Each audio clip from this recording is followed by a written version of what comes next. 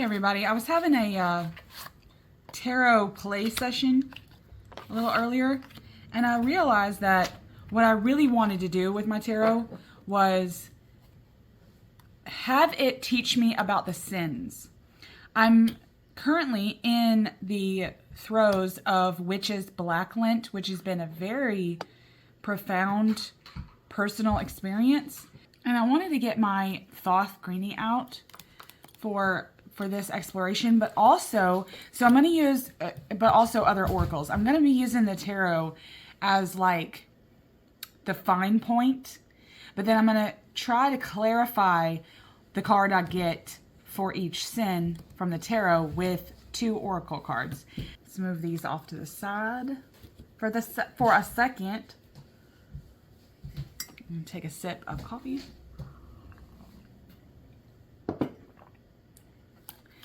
I think what I want to do is do it. I can't do that shuffle. I think what I want to do is, I don't know if I want to do it one at a time. Maybe I'll do them. Like, I don't want to pull all 7 cards like all the same time. I don't know if I want to do it that way. No, we're not going to go in any kind of order because it doesn't really matter if we do, you know. All right, so the first one I'm going to do is Greed, which actually is the one I'm using for the Black Lent. So let's see what the tarot has to say about greed. Ooh, Knight of Pentacles. Oh, I would not think that the Knight of Pentacles is greedy, okay? But greed, sure, you could say that greed goes onto material gain, but it's also, I believe, and I've been working with this because this is my sin, abundance. Now, and this, like, quite literally, this knight is sitting here overlooking his field, his farmland, and what he has been able to cultivate. And in terms of farming, you can't be too greedy. I think that as long as you have the land and the seed and the available work or workers to help with it, to be honest, there's like land limitations. I'm not going to go into farming right now. There are land limitations. And when the soil can get too damaged and then it won't take seed anymore. And you have to just you have to aerate different parts. You can't just do the whole land. But greed in terms of abundance is something really interesting that this is why this came up. But look, to clarify, I've gotten mine, because the sins are kind of a middle-aged thing for me. I've gotten my luminescent oracle out because of the words and because of the pictures, okay? And so I've gotten this out to kind of clarify what we got in the tarot. And I want to pull, like I said, pull an oracle card. Oh, and there's one right there. What is that? I love the yellow. Oh my gosh, I love the yellow because yellow is the greed color. Oh, okay. Demonstration. Ooh, I like that. This image is of Jesus showing off his spear wound. Okay. Demonstration. Let's say how you demonstrate your greed. Is that what that's saying? How greed turns into how greed can turn into pride, like how it manifests, how greed might manifest. You don't know who's greedy until they demonstrate it to you, right? Until they're showing their true colors off. Okay, I guess for a lot of these that's the case. Man, I like that. Now I've also gotten Sorsha's deck out, the Dreams of Pantagruel, for the same reason, because I like these little imps. They tell me things, okay? So I'm going to kind of like not shuffle, but put this in like kind of like some stacks here, and then feel out which one has the greed in it. I think it's this one. So we'll put these up. Okay, because this is a big old deck. She's chunky. So take this, shuffle this one a couple of times and see which imp comes up from Pantagruel's imagination. Okay, or the Pantagruelian and imagination. It's the morning, forgive me. Okay, let's see. Oh, look at this guy. Putting something in his pot. He does look greedy. Look, he's even licking the spoon, right? Like, how is this not greed? Like, he's climbed up on this reed here. This, like, grass reed. And is wanting to lick the spoon and wanting to get every last drop from the pot. Oh, I'm so excited about this exploration, you guys. Okay. Okay, so very cool. Now, when I do like a continuation, I don't put it face on this, like face on top. I kind of like pull a stack and then put it back so that when I shuffle, the chances of me getting it again are slim. So I'm going to do that for all these. And I'm not taking up too much room, so I can put this deck over here so we can like kind of see. So we'll just put that back over there. And then we'll go on to the next sin. And see, these cards are supposed to be teaching me about the sins. Like maybe possibly the essence of the sin. Maybe possibly the underlying issue. I'm thinking out loud so that the tarot knows what my brain is saying, okay? Okay. Shuffle this one more time.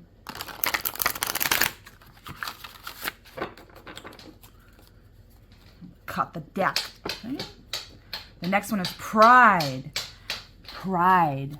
Whispering right to them. Pride. Ooh, another pentacle. 3 of discs. Okay, this is the works card. Now to me, this card is a card about working hard. And maybe for pride, I don't know necessarily if pride is like a working hard, hardly working kind of a thing, kind of a sin. But this is a get things done. Okay, as a Mars card. This is a we're getting things done. So that could just mean in terms of pride, we're prideful about what we've worked hard for, or we think we've worked hard for where we've gotten, and that gives us lots of pride. That makes sense. Okay. See how I'm kind of trying to brain map this, you know? Now I'm going to pull a luminescent. Let's see what the candlelight is shedding on this. For pride. For pride. Ooh, action. See, look, we're getting actionable cards here, right? So it's like, how can, like the underlying message here to me is, how can we radiate pride from something that we didn't work for?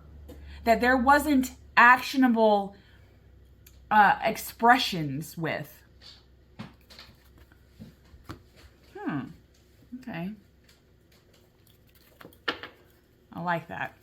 I like that the pride has given us a sense of you need to work hard, and then, or maybe possibly the message is, if you don't work hard, you should not carry any pride. I don't know. That sounds gatekeepy. Like if you don't work, like my mama used to always tell me, if you don't work, you don't eat. Not that she starved us, okay? Let me be clear. It was one of her many like sayings. Actually, to be honest with you, I think that saying came from the Bible. If you don't work, you don't eat. It's just more about the things that, you know, you're not going to get rewarded if you don't work. That was the message. Basically, it was her manipulating us with scripture to get us to do our chores, you know. Not that that's always a bad thing. You know, you got responsibilities, you got responsibilities.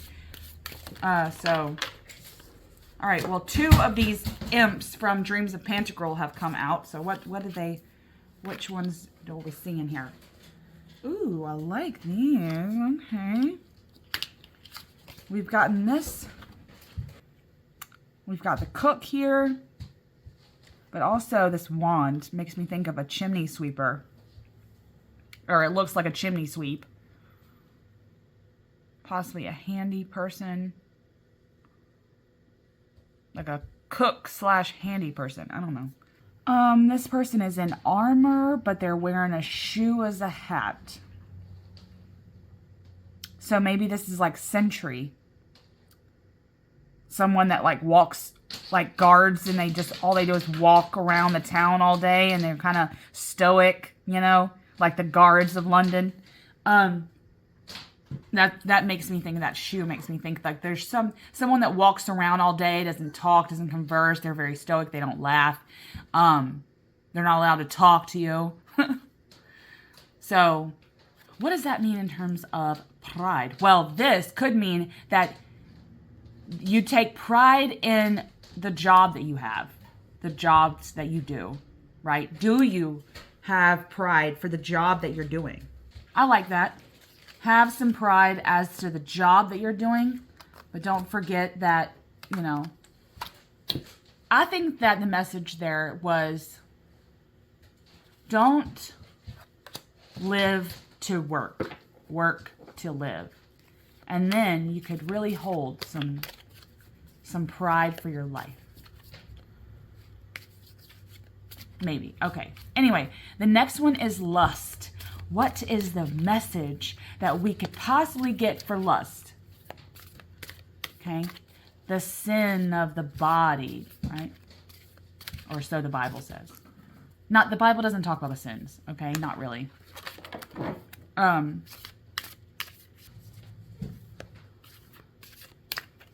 Let's see. What could Crowley and Frida Harris tell us about lust? The very meaning of lust. The lust in the body. Carnality. Or if it even is that, you know? Like, is it even that? I don't know. Oh my God. Okay. I like that we've gotten this kind of very traditional priest card for this, because it makes me think that lust is something that we're born with. We are born with carnality. It's not something that feeds upon us and we just choose to like go that way, go down that route. Lust is a biological thing, I believe. I don't know, is he telling us not to be lustful? But the fact that we got it as a like message of lust means that maybe this is talking of the taboo nature of lust. We're talking, you know, it's very taboo. We try to, this is one of the sins that we would actually try to confess to, whereas the other ones we probably wouldn't. This is the one that's the most like taboo of them. Not necessarily the worst, but the most taboo. The one that we feel the most guilt and shame towards, right? Maybe? Y'all tell me. Is that do y'all believe in that? Like in terms of the clergy and in terms of the church. What are the candles gonna say? Contemplation. Oh, see, we're very quiet. We're very reverent here. There's a reverence. I'm seeing lust in church. Not lust in church, but I'm seeing the church. I'm seeing prayer, right? And I'm seeing shame. Okay. I'm seeing shame for this one. I don't know why. You know, let me take this stack here. All right, what? I'm gonna get a little bit more. I'm gonna shuffle this. I want this imp to give us a good time. You know what I'm saying? I want to give us a good thing. Contemplation. I like that. This is very intriguing. I'm not sure what to think about all this. Again, I don't know if this is answering any of the questions or actually telling us anything. Okay. Ooh, look, we got someone in a bath. This is making me think of baptism.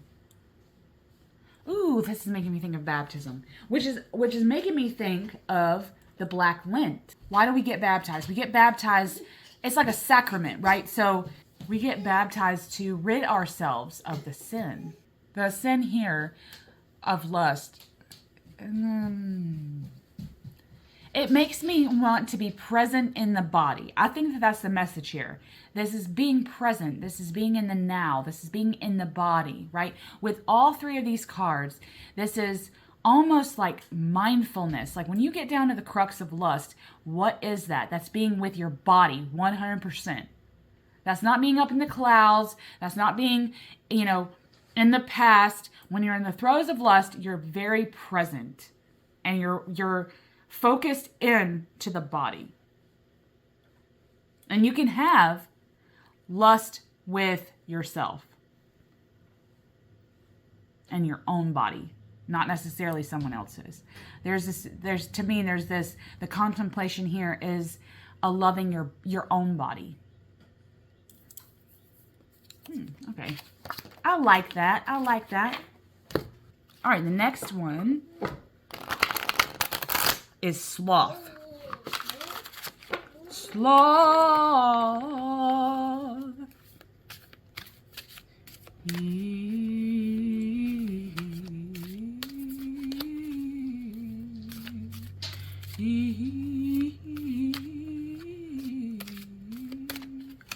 Okay.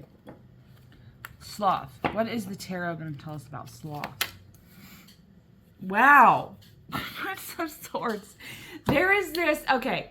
The Prince of Swords is very actionable, but they don't know in which direction they're going.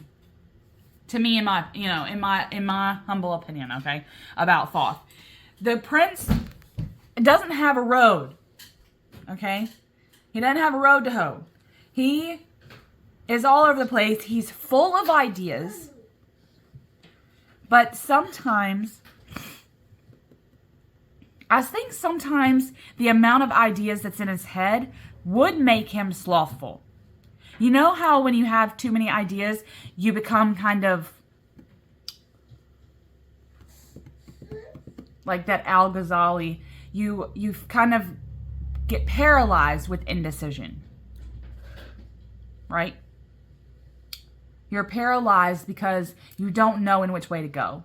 And that can lead to a slothful nature. You get used to that. You get used to, I've been here, okay? You get used to loving the feeling of having all of your ideas and none of them have come to fruition because you just like them all in your head. You like to think on this one and then think on this one. What could I do with this one? And you really like to stay in the head with it and not actually freaking manifest anything. I've been here before as someone stuck in their head a lot, and I think that this inaction can lead to a slothful nature. Now, again, I'm not looking at the, as a spectrum, I'm not looking at the whole, the way over here in the negative aspects of these sins. I'm thinking more about the messages present. And I think that the message here is ideas and inaction of those ideas. So what? So sloth. We're talking inaction, not doing much, if anything. Okay. Let's see. Wow. Achievement. And look at this figure here. This figure. Like they're in the, I'm pretty sure this is a monk in a scriptorium, okay? And they're not, at the moment, presently, they're not writing. They're looking off into space. So I'm still thinking that this is something in the head space. Something in the head space. Something, they're full of ideas, right? But it's causing them not to write down anything. If you write down your ideas, that's the step towards manifesting. That's a step towards actually doing something and to get out of the slothful nature. I like that. I like that. Like, maybe this is telling us the steps to get out of a slothful nature.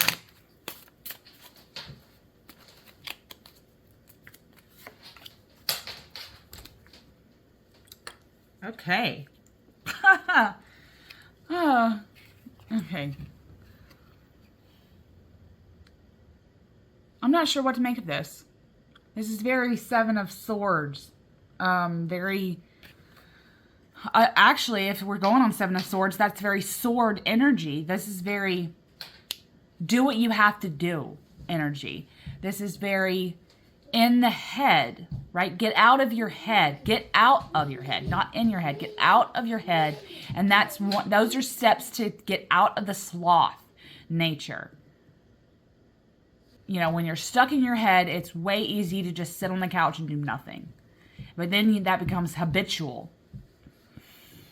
And I don't know what this, you know, sock in the pants means. Maybe that means, now that would have been good for lust, right? But maybe it could mean if you're not getting led by your head, you can get led by your, you know, whatever. You can get led by this.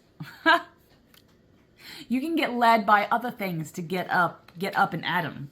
Okay, okay. The next one is wrath. Wrath. All my other thoughts are trimmed, so this is a big old deck, my greenie. Alright. Ooh, indolence. Oh my god. See, we got indolence, right, for wrath and not sloth. I think that's so crazy. We got indolence. It's kind of cool to see what card comes up because they seem to be all switched around. Indolence does mean laziness, okay? But for wrath, maybe they all go together.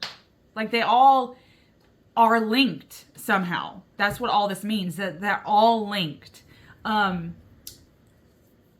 For instance, like indolence here is a cups card. It's very in the emotions, right?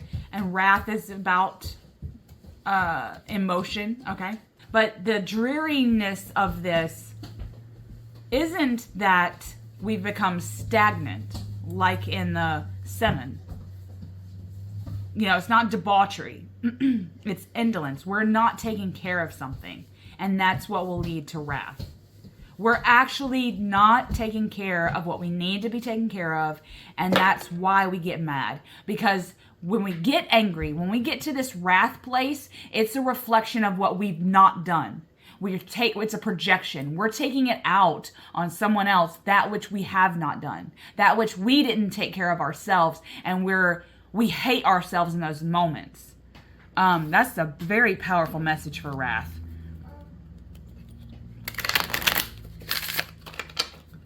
All right.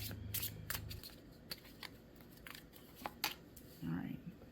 Ooh, Ascension. Oh my goodness. Okay. Get some coffee here. To me, this speaks of not ascension into heaven. Ascension as in, like, you know those old cartoons where when someone would get angry and they would get all red and steam would be coming out of their ears, and then they'd show the thermometer that would go up until the top of it bust? That's what this means.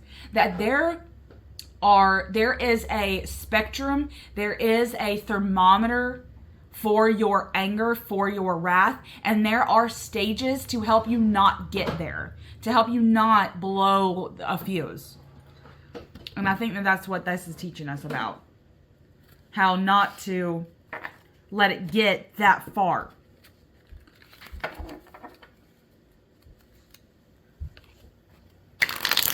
Like, we need to figure out a way to cope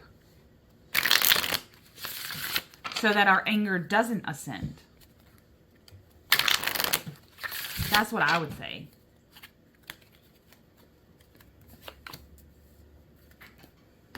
So we got this, again, century figure. An egg is on there. They're an egg person. It's Humpty Dumpty. With a cod piece that looks like a goat. Like they're riding a goat. That's very weird. Well, if we thought of this as in Humpty Dumpty, and indolence too, he sat on the wall, he had a great fall. He'd be angry. I'd be angry if I fell off the wall.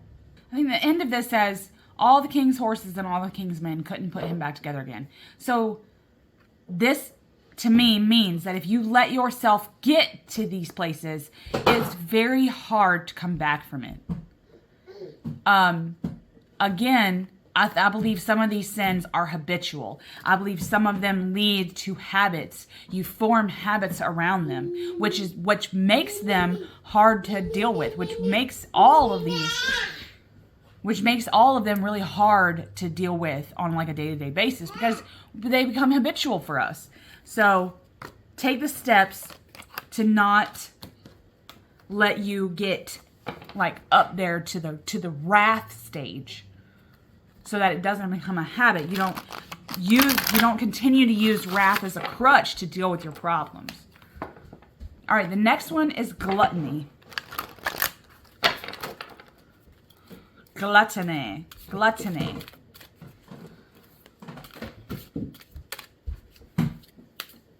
You know, to me, I feel like gluttony and greed are basically the same thing. But where greed has this like monetary association, gluttony has like food association. But if we're talking about when these sins would have come about, they wouldn't have had a lot of damn food anyway. So I'm not sure why gluttony became a thing. Because at a core level here, gluttony is just greed. Or is it? Is it just, you know, a lot of these sins are concentrating on being too invested in the self. You're too invested in yourself and not enough of others. You don't have enough charity in your body, okay? Futility. Wow. Okay, we got 7 of Swords for gluttony. That's interesting. Because, I mean, this is my card. This is the Moon and Aquarius card, okay? And I just think that when we're talking about futility, that means uselessness. It's useless. Does that mean that this sin is useless? Wasn't that just what I was basically saying? That this sin is kind of useless and I don't know what to do with it. So weird. Ooh, creation. Oh, see, in this instance, I feel like gluttony is about what we consume that leads to what we create. We consume to create. We consume to make things. I don't know if that makes sense. These are hard cards to get to know the sin.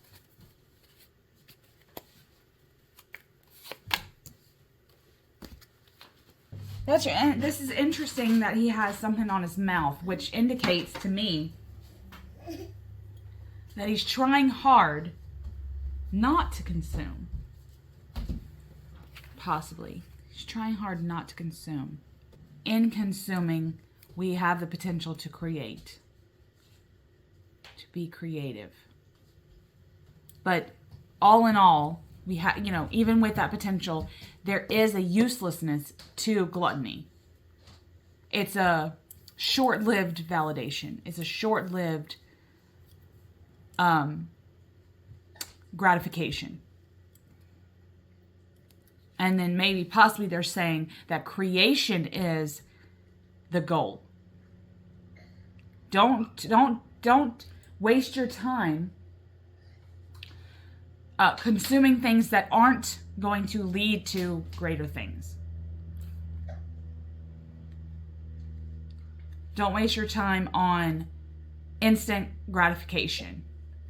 Worry more about the long term, things that you can create that take you beyond instant gratification. Okay, I like that a lot. I like that. See, it took me a minute to get there, but okay. Now, last sin is envy.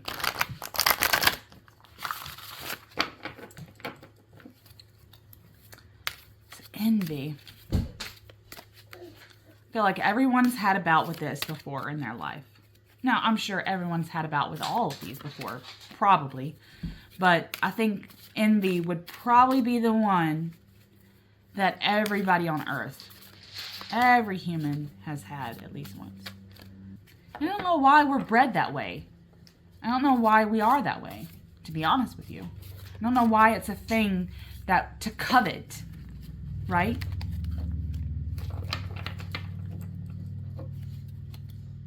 That's weird. Okay. Ho ho, we got the Hangman. Oh, that is interesting. We got the Hanged Man for envy. I actually like that. I think that the Hanged Man teaches us about perspective. It teaches us about truth, our truth. It teaches us about what we're willing to do. What are we willing to do? How far are we willing to go?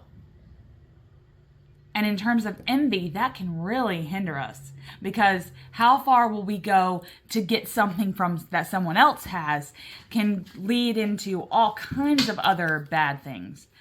But that makes a lot of sense for envy. All right, what do the candles say?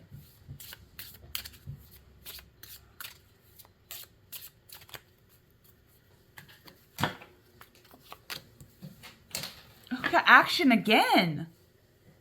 Okay. What did we get action for before? Was it pride? I think it was pride. Maybe I'll tell y'all, like I'll put it up on the screen in the editing. I think it was pride though. So we got action again. I like that we got action for envy, because when we're envious, we always kind of assume that it's an internal thing, right?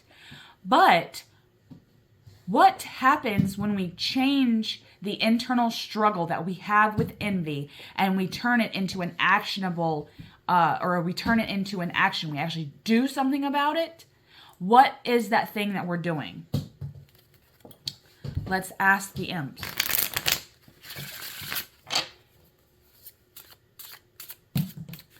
Let's ask the imps.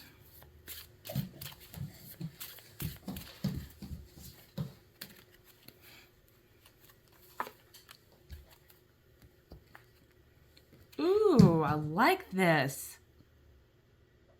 This person seems to be like guarding this sack of flour here. Maybe it's a pillow. I don't know what it is. It's a sack of something. It does look like a bishop of some kind. So this is a person of the church, but they're guarding something. Possibly, but they're nyan you to distract you. This is about distraction. Ooh, I like that. That envy can be a distraction towards you going after what you actually want, not coveting that which someone else does. And the only way that you'll be able to know that for sure is to go upside down, change your perspective on the situation, and figure out what it is you actually want, not what you're coveting or what you think you want. Oh, I like this. I like this. Okay. I liked this exploration. Okay. I liked this little morning tarot exploration we did. So y'all let me know what y'all thought. And if y'all played along, let me know what cards you got for all 7 of the sins. Okay. And I hope you enjoyed this Thoth Thursday. Come back for some more tarot love. Okay. Much love, people.